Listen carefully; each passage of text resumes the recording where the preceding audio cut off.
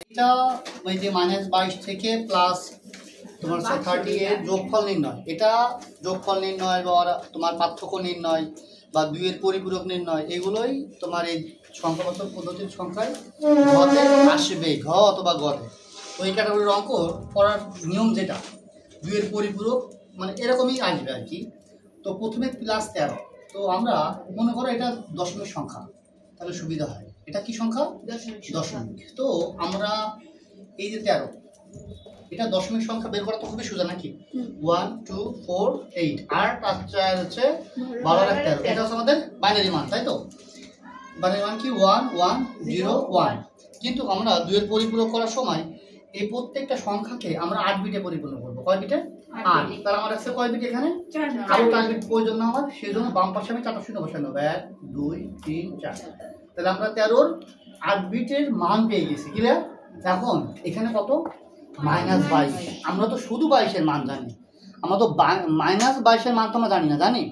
তো এই যে মানে মাইনাস, আমরা যদি মনে করো শুধু 22 এর মান যদি বলি বের করো, সবাই পাবে এখানে, তাই তো? আচ্ছা, শুধু 22 এর মানটাকে বের করি। 1 2 4 8 60 আর দরকার আছে 16 আর 4 কত হয়েছে? 20। 20 আর 2 22। এটা হচ্ছে আমাদের বাইনারি মান, তাই তো? স্যার মাইনাস বাইর করতে গেলে তো সব শূন্যই করতে পড়ে। আচ্ছা, পরে যাইতেছি, আমি বলছি কথা না, বোঝানো শেষ তারপর কথা বলি। 1 0 1 1 0। তো এটা হচ্ছে আমাদের শুধু আছে 22 এর মান, তাই তো? তাই আমাদের কয় বিট হয়েছে এখানে? 1 2 3 4 5। তাহলে 8 বিটে করার জন্য কয়টা মান দরকার? 3টা শূন্য বসাবো। 1 2 3। এখন এই যে এটা হচ্ছে দুইয়ের পরিপূরকের মেইন জায়গাটা, যে মাইনাসের মান আমরা কিভাবে বের করব, এটা সবথেকে বড় জায়গা। তো এই মাইনাসের মান বের করার যে স্টেপটা, আমি এটাকে 3টা স্টেপে বলি। প্রথমে 8 বিটে পরিণত করব, তারপরে এখানে যে মান থাকবে ঠিক তার উল্টাটা করব। এই কথা সবথেকে গুরুত্বপূর্ণ। উল্টা মানে উল্টা বলতে কি, এখানে শূন্য শূন্য আছে কি দেবো? 1। এখানে 1 আছে কি হবে? 0। এখানে 0 আছে কি দেবো? 1। 1 আছে কি দেবো? 0। 1 2 3। ক্লিয়ার এটুকু? এরপরে যে মানটা বের হবে, তাহলে প্রথম স্টেপের কাজ শেষ। প্রথম স্টেপ ছিল আমরা 8 বিটে পরিণত করব। 2 নম্বরে কত ছিল? আমরা জাস্ট যে মানটা থাকবে সেই মানটা উল্টাবো। 3 নম্বরে থাকবে হচ্ছে তোমার এইখান থেকে জাস্ট 1 দ্বারা যোগ করবো। এই 1 দ্বারা যদি যোগ করি তাহলে 1 মানে কি আসবে? 0। হাতে কি ছিল? 1। তাহলে এই 0 আর 1 যোগ করলে কি আসবে? 1। আর কি আছে? 0 1 0 1 2 3। ক্লিয়ার এটুকু সবাই?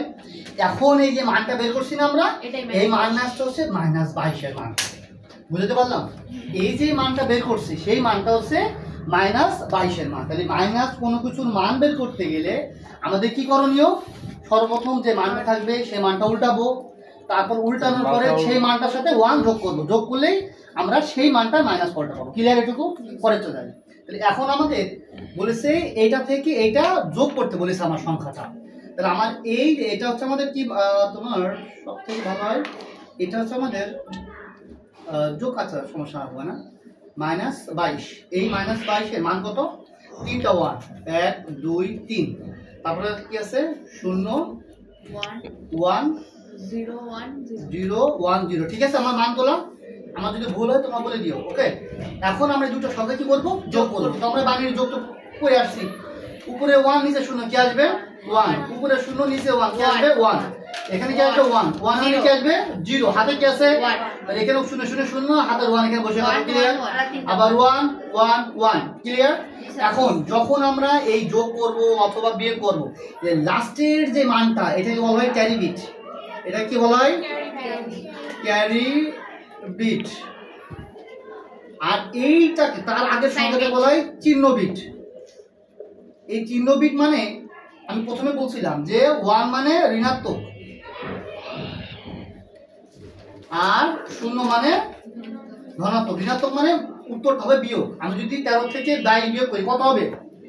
13 থেকে 22 বিয়োগ করলে কত হবে আমাদের? -9। তার মানে এই ফলাফলটা হবে আমার -9। তার মানে -9 এটা ঋণাত্মক মান না। এই জন্য 1 দিয়ে বোঝালো এই যে উত্তরটা বের হইছে সেই উত্তরটা একটা নেগেটিভ মান। মানে আমার এখানে না বের করো, আমার এখানে ফলাফল প্রকাশ করবো। তো আমার আর এই ক্যারি বিটটা গণনা করার প্রয়োজন নেই। তো আমার এখন ফলাফল যদি বলা হয় যে -9 সমান উত্তরটা কোনটা? উত্তর হচ্ছে এটা 1 1 1 0 1 2 3। এটা হচ্ছে আমাদের বাইনারি মান। ভিডিওটা এখানে পুশ করে দাও, কিন্তু করবা না পুশ। এখন আমার এখানে যে -9 এই উত্তরটা সঠিক হয়েছে কিনা আমার যাচাই করতে হবে না?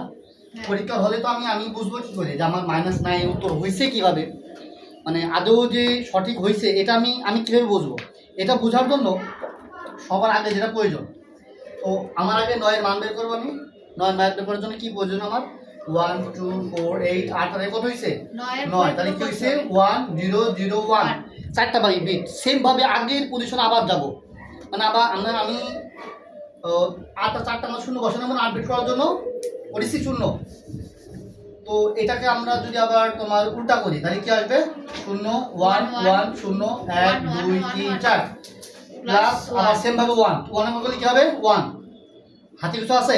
নাই। 1 1 0 1 2 3 4। এখন তুমি খেয়াল করো এটার সাথে এটা মিলছে কি মিলে না, মানে ক্যারি বিট আমি বাদ দিচ্ছি, এটা তো গণনা করার জন্য নয়, তাই ঠিক আছে কিনা? তার মানে যদি আমার এই মানের সাথে যদি এই মানটা মেনে, তার মানে আমার উত্তরটা সঠিক। ভিডিও এখন রাখতে পারো।